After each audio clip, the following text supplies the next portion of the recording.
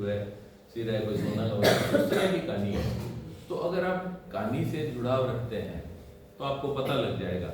और मुझे इस चीज़ का है कि साहब कल्याण सिंह जी ने इसका अनुवाद किया। अनुवाद करने का मतलब इन्होंने इसके ऊपर कम से कम 5 दिन 7 दिन खर्चे, लेकिन ये कहानी उस तरह की नहीं बैठती, क्योंकि मूल रचना ही वो जो है कॉपी है, मौलिकता नहीं है इसमें।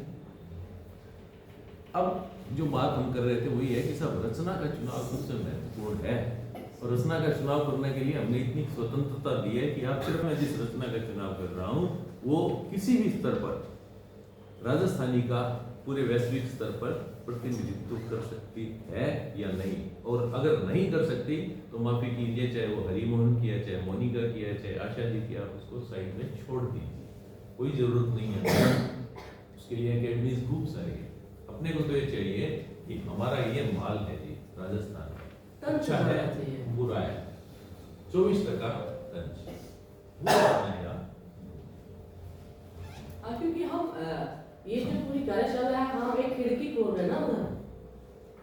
भाई आप देखो कि राजस्थानी में वैश्विक स्तर का या भारतीय स्तर का सृजन हो रहा है, क्योंकि अभी तक भी हमारे दिमाग में तो है कि राजस्थान की दुआना की भाषा है, दुआनु भाषा है, जी मारू जी ढोला ऐसा है।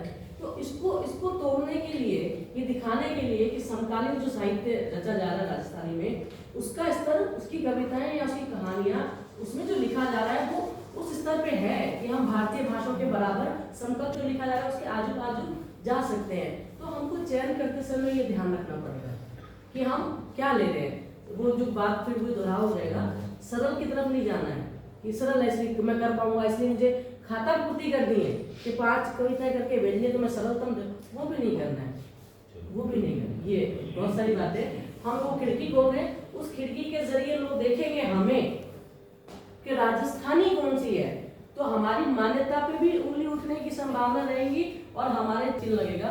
तो ऐसा काम भी अपने को नहीं करना। जो हम दें वो टंच होना चाहिए, उस स्तर का होना चाहिए।